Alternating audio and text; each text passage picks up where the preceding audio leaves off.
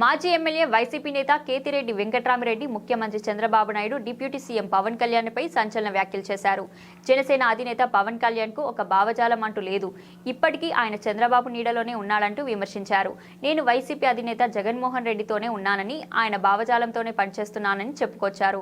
రాష్ట్రంలో crowd pullers Jaganmohan Reddy, Pawan Kalyan మాత్రమే అయితే జగన్కు రాజకీయంగా జనం వస్తారు, పవన్ కళ్యాణ్కు మాత్రం సినిమాల పరంగానే జనం వస్తారంటూ కేతిరెడ్డి వ్యాఖ్యానించారు. వైసీపీ ప్రభుత్వం హయాంలో విద్యలో జగన్ విప్లవాత్మకమైన మార్పులు తీసుకొచ్చారు, దాన్ని ఎవరూ హర్షించలేకపోయారు.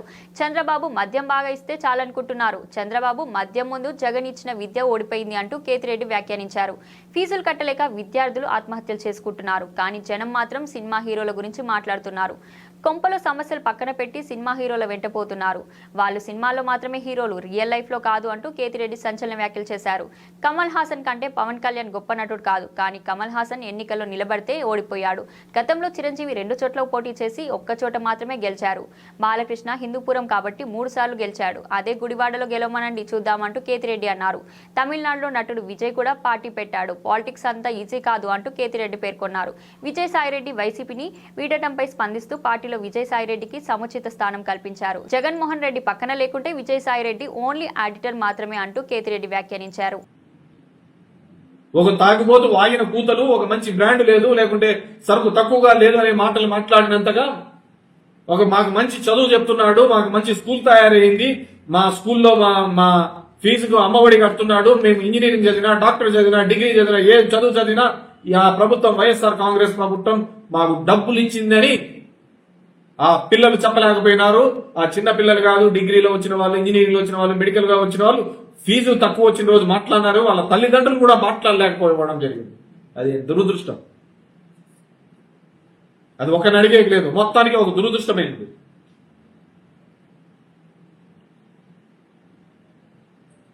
ఇది ఈ దేశ దౌర్భాగ్యమో, ఈ రాష్ట్ర దౌర్భాగ్యమో గాని ఒక తాగుబోతు మాటకు విలువ వచ్చింది, కానీ ఆ విద్య వైద్యం గురించి తీసుకున్న నిర్ణయాల్లో జరుగుతున్న ప్రశంసలకు విలువ లేకుండా పోయింది. 17 మెడికల్ కాలేజీలు తీసుకుని వస్తే 20 మెడికల్ కాలేజ్ వద్దు అని ఏ రాష్ట్ర ప్రభుత్వము లేఖ రాయదు, కానీ ఇక్కడ రాసినారు. ఎందుకు? కేవలం ఇప్పటి ప్రభుత్వంలో ఉన్న వాళ్ళదే మొత్తం మెడికల్ కాలేజీలు, ఈ రాష్ట్రంలో ఉన్న మెడికల్ కాలేజీ అన్ని వాళ్ళవే. ఆ పేదవానికి ఆ మధ్యతరగతి వారికి ఆ విద్య వైద్యం ఉచితంగా కానీ నీటిగా అందుతే గన వాళ్ళు మమ్మల్ని అందరినీ దాటివేస్తారు. అలాంటి దౌర్భాగ్యమైన పరిస్థితులలో మనం అందరం ఉన్నాం. నాకు నిజంగా బాధ వేసింది. అందుకే నేను ఎప్పుడు గర్వంగా చెప్తాను, నా ఊర్లో ఆ కార్పొరేట్ స్కూల్లో నేను తీసేయగలిగినాను. నాకే వాళ్ళ మీద కోపం లేదు, వాళ్ళ మొహాలు కూడా చూసినాను. ఒకే అపార్ట్మెంట్ లో 2000 మందిని పెట్టి 4 బాత్రూమ్లు పెట్టుకొని మార్కులు అనే దాని మీద ఆ తల్లిదండ్రుల యొక్క ఆలోచన విధానం మారాలి. మన సొంతలో 4 అమెరికా పోతే నా పిల్లోడు అమెరికా పోవాలంటాడు, వాడు ఇంజనీరింగ్ చదివితే నేనే మావాడు ఇంజనీరింగ్ చదవాలంటాడు, పక్కింటోడు డాక్టర్ అయితే వాడు నేను డాక్టర్ కావాలంటాడు. కానీ ఆ పిల్లవానికి ఏం కావాలి, అతని ఆలోచన విధానం ఏంటనే అడిగిన సందర్భం లేదు. రుద్ది ఎడ్యుకేషన్ సిస్టమ్ అంతా విధంగా దానికి మార్పు తీసుకొని రావడానికి జగన్మోహన్ రెడ్డి రావాలి. నాకు ఆ పురాణాల్లో ఎన్నిసార్లు వాళ్ళు తన శరీర పరీక్ష కోసం అగ్గిలో దుంకినారో లేదో తెలియదు, కానీ నేను ప్రతి 15 రోజులకి నిప్పులో దూకి బయటకు రావాల్సిన పరిస్థితి వస్తా ఉంది. నాకు అర్థం కాదు. బేసిక్ గా నేను ఎప్పుడు చెప్తున్నాను, నేను వైఎస్ఆర్సీపీలో ఒక ఐడియాలజీ మీద వెళ్తున్నాను, దాంట్లో వేరేది లేదు. ఆ ఐడియాలజీ ఏంది? అక్రాస్ ది వ్యవస్థలో జరుగుతున్న అన్ని విధానాలకు ఈజ్ గివింగ్ ఫైట్ చేస్తుంది. చంద్రబాబు ఒక ఐడియాలజీ ఉంటుంది, జగన్మోహన్ రెడ్డి ఒక ఐడియాలజీ. జగన్మోహన్ రెడ్డి నేను వైఎస్ఆర్ ఫ్యామిలీతో 3 తరాల నుంచి నాకు అనుబంధం ఉంది. రాజారెడ్డితో, రాజశేఖర రెడ్డితో, జగన్మోహన్ రెడ్డితో 3 తరాలతో నాకు అనుబంధం ఉంది. So I'm saying with ideology ఇక్కడ ఇంపార్టెంట్ అంతే, దాంట్లో వేరేది లేదు. పవన్ కళ్యాణ్ అనే వ్యక్తికి ఇప్పటికీ కూడా తను ఏం చేయాలనుకుంటున్నాడు ఐడియాలజీ లేదు. తను 20 సీట్లు గెలిచొచ్చు, రేపు ముఖ్యమంత్రి సీటుకు పోటీ పడవచ్చు, అన్ని జరగచ్చు. బేసిక్ ఏంటంటే సిద్ధాంతాలు ఇంపార్టెంట్.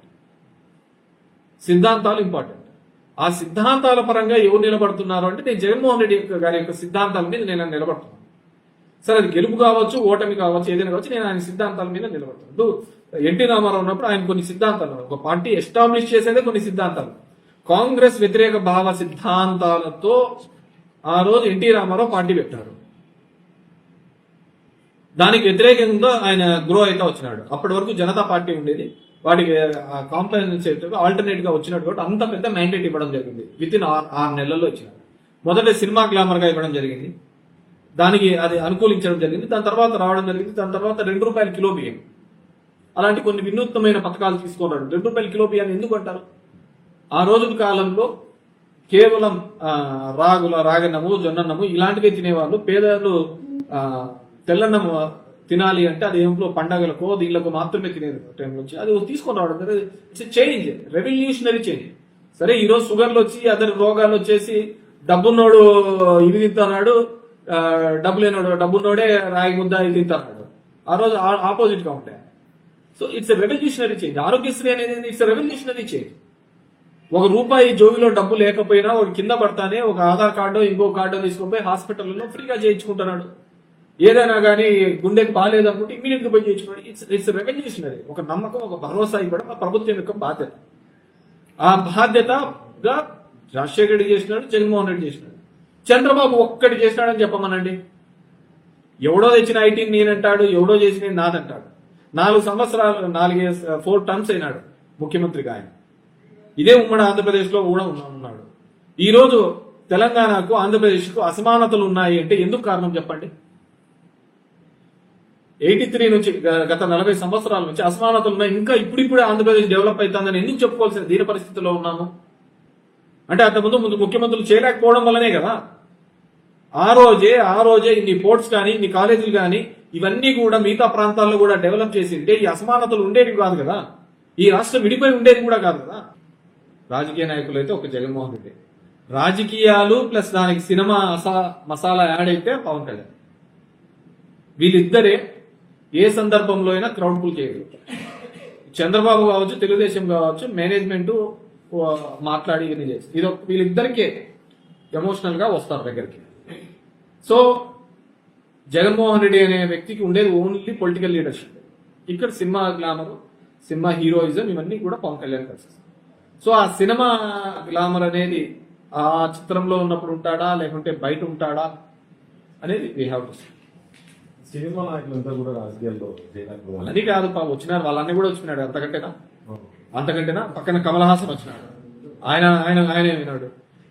నా దరిద్రం ఏంటంటే నేను ఇంతవరకు చెప్పినది ఒకటి, మీరు అడిగేది ఒకటి.